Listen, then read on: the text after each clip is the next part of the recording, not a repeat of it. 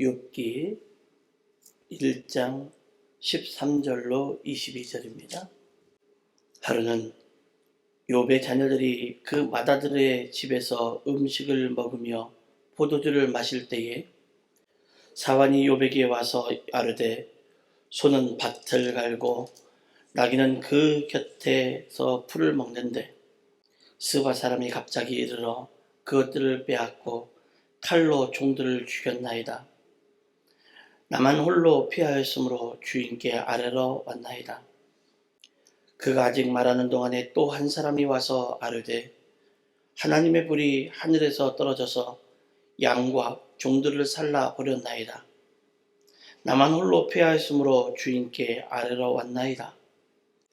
그가 아직 말하는 동안에 또 한 사람이 와서 아르되 갈대아 사람이 새 무리를 지어 갑자기 낙타에게 달려들어 그것을 빼앗으며 칼로 종들을 죽였나이다. 나만 홀로 피하였으므로 주인께 아뢰러 왔나이다.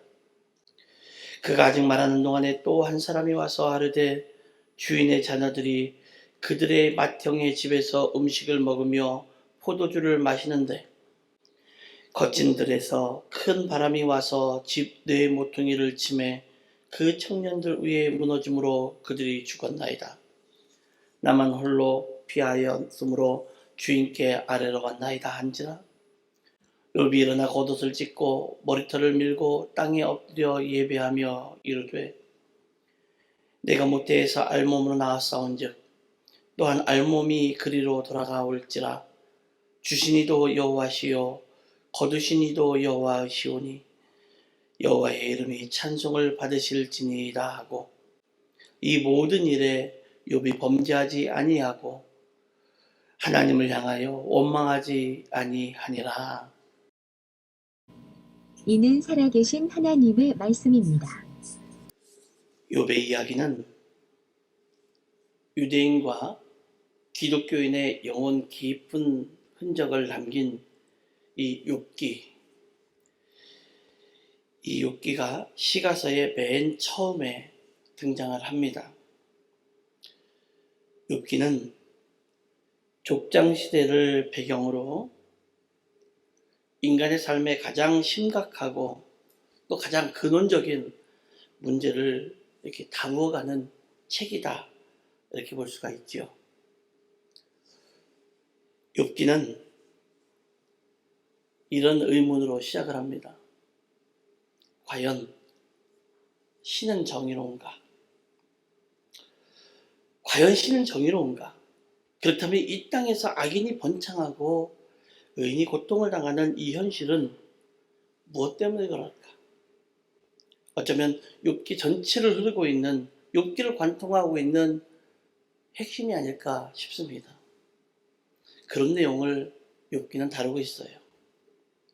그리고 이 문제를 욥은 그의 세 친구와 엘리후와 토론을 통해서 궁극적으로 하나님의 계시를 가지고 해답을 찾아가는 그런 내용으로 되어 있습니다. 비판과 반박이 연이어오가고 이렇게 대화를 하면서 욥이 신랄한 비판을 퍼붓는 모습이 어쩌면 우리를 불편하게 만드는 느낌까지 들게 하기도 합니다.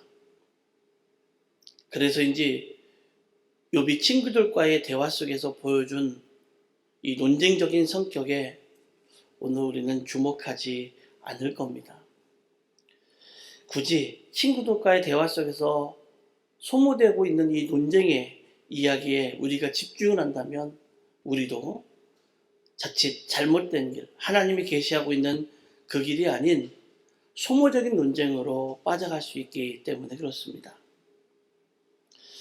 하지만 많은 이의 마음을 울리는 욥의 고난은 전통적으로 욥기의 주제로 다루어져 왔습니다. 특히 의인의 고난을 중심으로 이루는 이 주제이기도 합니다. 그런데도 하나님은 욥이 고난받는 이유를 끝끝내 말씀해 주지 않으시죠. 욥이 겪는 이 고난은 비범성이 드러나는 특징이 있습니다. 욥기 욥이 겪는 이 고난은 결코 쉽게 이렇게 설명될 수 있는 문제가 아닐 수 있기 때문에 그래요. 어느 누구 하나도 이 욥이 겪는 이 고난을 쉽게 왜 욥이 이런 고난을 겪고 있다라고 이야기는 못합니다. 하나님께서도 아무리 단순한 대답을 주실지라도 그 대답은 욥처럼 지혜로운 사람이 들어도 이해할 수 없는 매우 복잡한 말로 들릴 수가 있습니다. 다시 말해서 하나님의 단순함이 우리에게는 복잡함이 될 수도 있다는 얘기예요.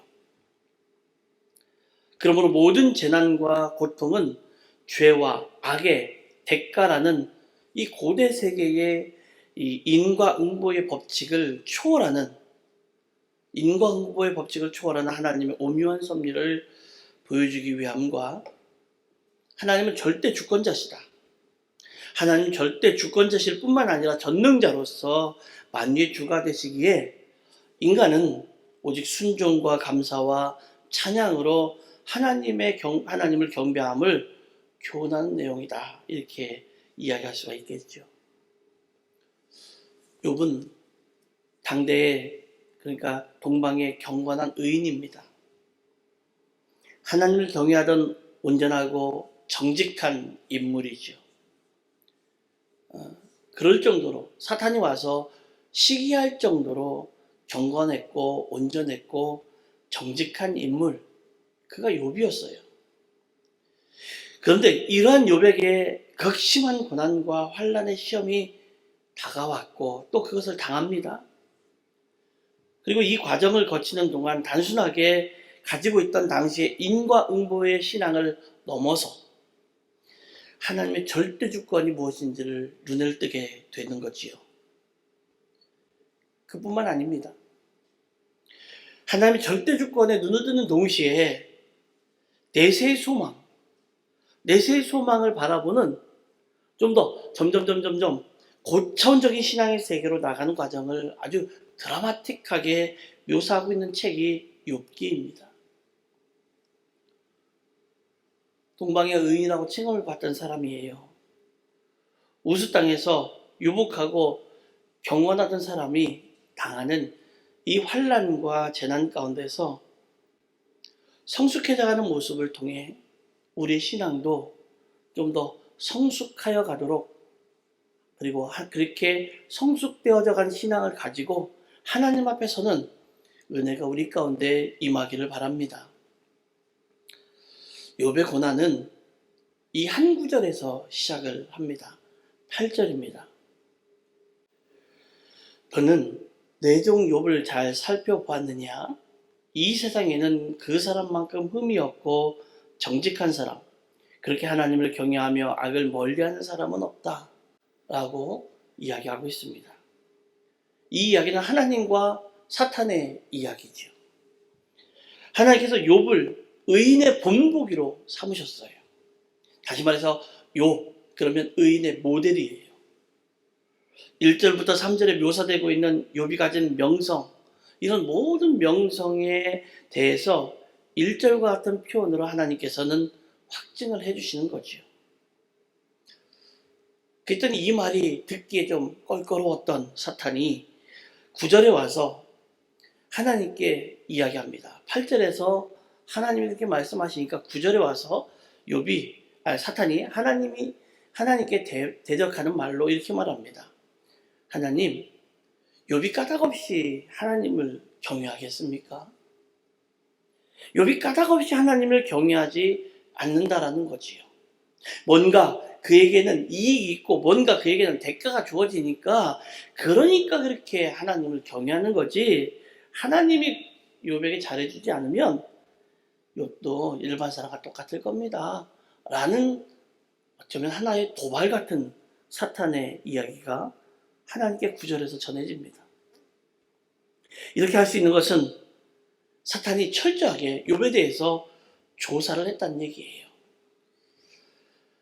이기적 동기가 없이 하나님을 섬긴다는 이 세상에 없다 하는 그 전제를 사탄이 가지고 있었고, 그 전제를 욥에게도 적용을 시켰고 그 욥도 거기에 해당이 된다는 거죠.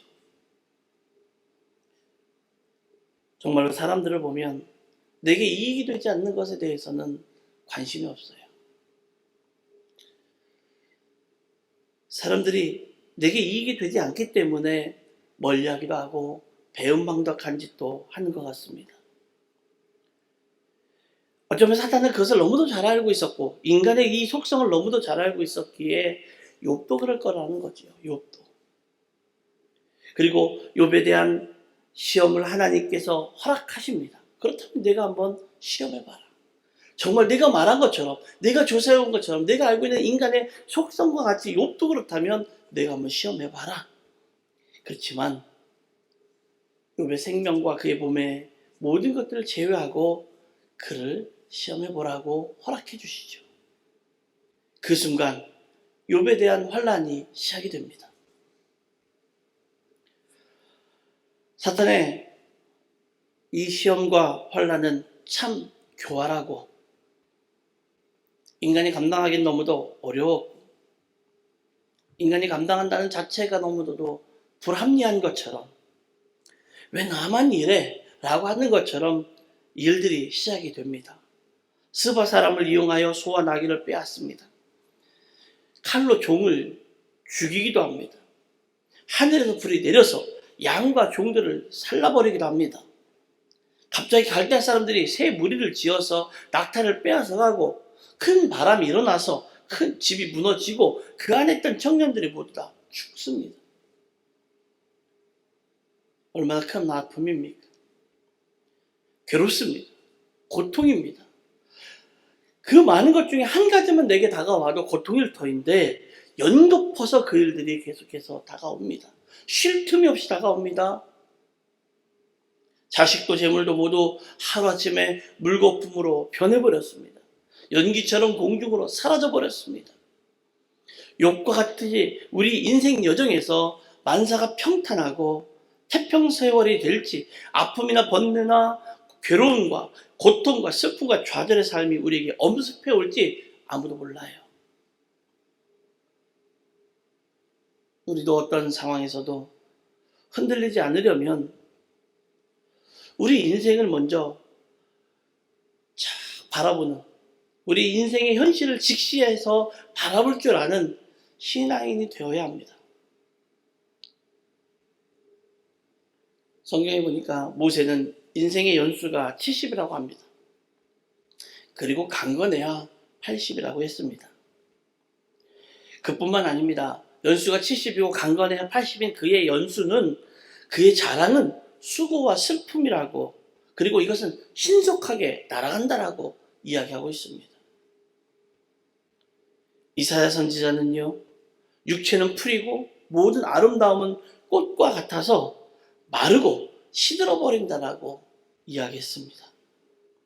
사도 베드로는 빌립보서 1장 24절에서 인생을 한탄하고, 야고보서 4장 14절에서 잠깐 보였다가 없어지는 안개 같은 게 인생이고, 부귀와 권세와 영화와 온갖 향락을 모두 누려본 솔로몬도 전도서 1장 2절에서 헛되고 헛된 것들이 이 세상의 모든 것이라고 하며 인생의 허무함을 한탄했어요. 사람의 기본적인 마음은 이런 거예요. 결국은 없네, 결국은 허무하네. 그런데 욥은요 참 역설적입니다. 욥기 1장 21절에 보니까 모태에서 빈손으로 태어났으나 죽을 때에도 빈손으로 돌아갈 것입니다. 주신 분도 주님이시요 가져가시는 분도 주님이시니 주님의 이름을 찬양할 뿐입니다. 주는 분도 하나님이시고 가져가는 분도 하나님이시니까 나는 빈손이니까 내 주님을 찬양할 수밖에 없다는 거예요. 인생은 많은 환난으로 고생을 했으나 아무것도 가진 것이 없이 왔다가 아무것도 없이 돌아가는 삶이 그 우리의 인생이라는 것을 욥은 잘 알고 있었던 거예요. 그러니까 그렇게 어마어마한 환난과 고통이 계속해서 다가와 옴에도 불구하고 그의 입을 통해서 죄악을 범하지 않는 겁니다. 많은 환난과 재난이 닥쳐와도 그가 하나님께서 함께 하신다는 것 때문에 위로를 얻을 수 있는 거였던 거지요. 이 세상에는 의지할 수 있는 것이 아무것도 없습니다. 잠깐은 의지할 수 있습니다. 잠깐은 기대 볼 수 있습니다.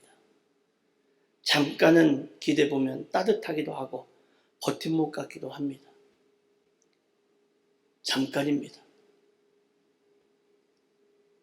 그러나 우리의 인생과 우리의 영혼을 기대고 우리의 인생과 영혼을 영원토록 따뜻하게 하시는 분은 오직 하나님, 그분 한 분밖에 없다는 것이에요. 욥은 인생을 바로 알았습니다. 한 번 왔다 가는 것이 정해진 인생이라는 것과 잠깐 보이다가 없어지는 것이 인생이라는 것을 욥은 알았던 거지요. 그러므로 걱정도 슬픔도 아픔도 눈물도 다 잠깐인 줄 알았기에 극한의 고난 중에서도 좌절과 포기를 모르는 이 현실을 직시하고 살았던 거예요. 그러면 우리도 이게 잠시 잠깐 없어질 것들을 향해서 거기에 목매달고 사는 것이 아니고, 거기에 슬퍼하며 사는 것이 아니고, 거기에 대해서 걱정하며 한숨 쉬며 사는 것이 아니라 이것을 직시하면서 그래, 하나님이 나와 함께 하신다라는 것을 바라보며 사는 그런 신앙인의 모습을 가져야 되겠지요. 그러면 우리는 현실을 직시할 줄 아는 신앙인이 되어야 합니다. 그뿐만 아니라 고난 속에서 더 큰 은혜가 있다는 것을 알아야 돼요. 다시 21절 말씀을 보겠습니다. 주신 분도 주님이시요 가져가신 분도 주님이시니 주님의 이름을 찬양할 뿐입니다. 재산과 자녀들만 사라진 게 아니에요. 자신의 몸이 병들어가는 중에 욥의 아내가 또 와서 조롱을 합니다. 가장 믿을 만한 사람이라고 생각했던 아내가 와서 조롱을 합니다. 그리고 조롱만 하고 끝나는 것이 아니라 저주의 말을 할 때도 욥이 이렇게 말합니다. 욥기 2장 10절입니다. 당신까지도 어리석은 여자들처럼 말하는구려. 우리가 누리는 복도 하나님께로부터 받았는데 어찌 재앙이라고 해서 못 받는다 하겠소. 이렇게 하여 욥은 이 모든 어려움을 당하고서면서도 말로 죄를 짓지 않았습니다. 욥은 시험 중에도 환난 가운데서도 역경 속에서도 은혜를 더 받은 신앙인의 모습을 보여주는 거예요.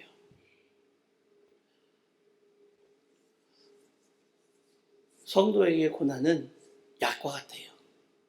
약. 신앙의 나무를 자라게 하고 병든 심령을 치료하기도 합니다. 때로는 태양빛과 같아서 죽어가는 것을 더 썩어버리게도 만들기도 하고요. 생명이 있는 것은 더 자라나게도 하기도 합니다. 하나님께서는 세상이라는 바다를 항해하는 우리에게 어느 때는 순풍을 주셔서 잘 가도록 만들어주세요. 그래서 기쁜 일도 일어나고 즐거운 일도 생기면서 야, 이게 하나님의 축복인가 보다. 그래, 하나님의 복을 받은 사람은 이래 라고 하면서 잘 살아가도록 하게도 해주십니다. 근데 어느 때는요, 이렇게 잘 나가다가도 큰 바람이 불어서 배가 뒤집히게 할 때도 있습니다. 가난이란 태풍이 몰려오기도 합니다. 질병이란 해일이 닥치기도 합니다. 사업을 실패하도록 하는 파도가 딱 맞닥뜨기도 합니다. 온갖 광풍들이 우리에게 다 불어와요. 그러나 이런 바람이 우리를 더 빨리 가게 하면서 예수 그리스도를 더 잘 믿게 하고 더 사랑하게 하고 교회를 더 귀하게 여겨서 봉사하고 헌신하며 빈자리를 채워가기도 하게 하는 겁니다. 여러분, 기도할 때는요, 더 집중해야 됩니다. 깊은 기도를 해야 돼요. 그냥 아름다운 소리, 멋있는 단어들로 기도를 채워가고 성경 말씀을 나열하면서 기도를 채워가는 그런 어린아이 같은 신앙의 그런 기도를 하면 안 돼요. 기도에 집중해야 돼요. 더 깊이. 옆에서 보면 저 사람이 조는 것 같지만 졸지 않고 하나님과 더 깊은 기도 가운데 들어가야 돼요. 한나가 성전에서 기도할 때 엘리 제사장이 보고서 술 취한 자처럼 여겼던 것처럼 하나님과 대화할 때는 미친 듯이 소리 지르고 기도해야 되는 거예요. 왜요? 더 깊은 기도 가운데 들어가는 거니까요. 날마다 하나님과의 만남을 사모하면서 진정한 성도로 거듭나야 되는 거예요. 학교 다닐 때 시험 보셨지요? 학교 다니면 학교만 졸업하면 시험이 끝날 줄 알았는데 인생을 살면서도 참 많은 시험을 보게 됩니다. 이 시험을 보면요, 배운 곳에서만 출제를 꼭 합니다. 중학생한테 고등학교 과정에 시험 문제 안 냅니다. 고등학생들에게 대학교에서 배우는 거 가지고 시험 문제 안 냅니다. 고등학교 1학년 때 배웠던 그 시험 문제를 거기서 내요. 3학년들은 고등학교 3학년들은 고등학교 1, 2, 3학년들의 문제를 다 냅니다. 왜요? 배웠기 때문에. 여러분, 신앙은 다른가요? 신앙은 다르다고 생각하십니까?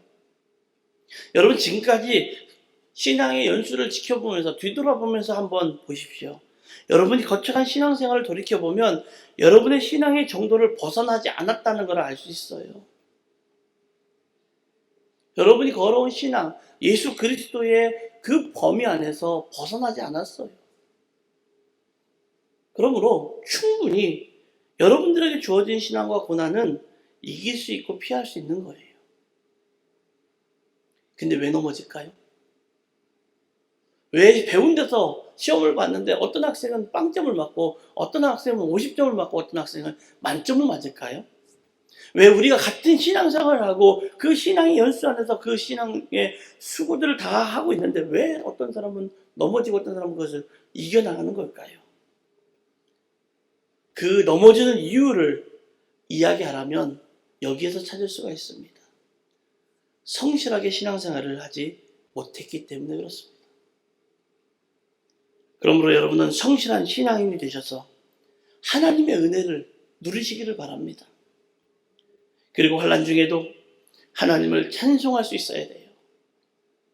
21절에서 욥은 주신 이도 여호와, 거두어 가신 이도 여호와라고 합니다. 표기에 사는 말이 아니에요. 아휴, 내가 다 빼앗겼고 다 없어졌으니까 그래.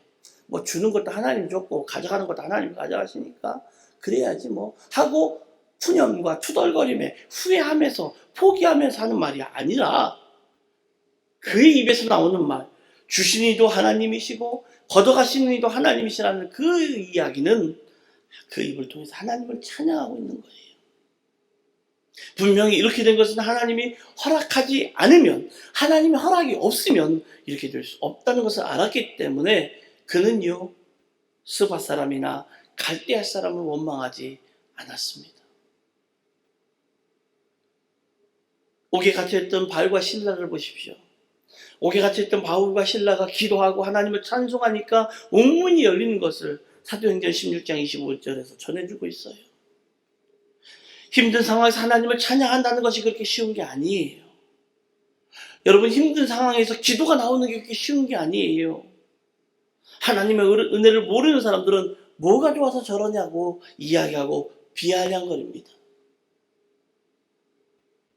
그런데 여러분, 힘든 상황에서 하나님을 찬양하고 힘든 상황에서 하나님 앞에 입을 열어서 하나님 힘들어 죽겠지만은 하나님을 찬양합니다라고 말할 수 있다는 것은 하나님의 은혜가 내 안에서 성숙되어 가고 있다는 거예요. 그렇지만 참된 신앙을 소유한 사람들은 하나님을 찬양할 때 기적을 만들어내며 더 깊고 넓은 은혜를 누리게 되고 하나님의 보좌를 움직이게 되는 거예요. 그리고 그가 받은 하나님의 보상, 그 은혜는 잃어버렸던 것들을 회복하는 복과 그 은혜를 누리게 해줍니다. 여러분, 반드시 신앙하기를 원하신다면, 반드시 승리하기를 원하신다면 현실을 바로 볼 줄 아는 신앙을 가지시기 바랍니다. 더 큰 은혜를 누리시기 원한다면 고난 속에서 하나님의 은혜를 찾으시기 바랍니다. 반드시 기적을 체험하고 기쁨과 영광을 누리는 삶을 살아가기를 원하신다면 환난 중에서도 하나님을 찬송하는 신앙을 여러분 소유하시기 바랍니다. 햇빛이 좋습니다. 요즘처럼 추울 때는 햇빛이 쫙 나는 게 너무너무 좋습니다. 그렇다고 매일 햇빛만 나면은 안 좋습니다. 햇빛이 좋지만 때로는 비도 필요하고 천둥과 번개도 꼭 필요합니다. 특히 농사를 지으려면 이 천둥과 번개는 필수입니다. 여기서 질소비료가 만들어지거든요. 따뜻한 거 너무너무 좋습니다. 여기 와서 보니까 제일 좋은 게 따뜻한 겁니다. 눈 안 오는 것입니다. 그렇지만 때로는 추운 날씨도 필요하고요. 그래야 병해충이 죽거든요. 추운 날씨도 필요하고 서리도 필요합니다. 눈도 내려야 되고 필요할 때가 있습니다. 고요한 날씨요? 참 좋죠. 그렇지만 때로는 폭풍우가 몰아쳐야 되는 거예요. 동해바다 오니까 파도 소리가 너무너무 좋습니다. 그래서 어느 때는 파도 소리만 듣고 있어도 마음의 기분이 착 가라앉을 때가 있습니다. 근데 간혹 가다가 잔잔한 바다를 보고 싶을 때가 있어요. 여러분, 잔잔한 바다가 좋습니다. 근데 때로는요, 이 바다까지 헤집어 놓을 수 있는 해일도 필요한 거예요. 우리는 풍랑이 없고 환난도 없고 고난도 없이 잔잔하게 성장하지 못하는, 이것이 너무너무 잔잔해서 성장하는지 안 하는지도 모르고 성장이 잘 되지 않는 신앙이 아니라 그 어떤 환난과 어떤 고난이 와도 하나님만 바라보고 하나님을 찬양하고 욥처럼 이런 어려움과 고통 가운데서도 하나님만을 바라보고 모든 것이 하나님이 원하셔서 하는 것이라고 하는 그 큰 믿음과 은혜를 가지고 하나님 앞에 나아가 날마다 삶을 승리하시는 거룩하고 복된 성도가 되시기를 예수님의 이름으로 간절히 축원합니다.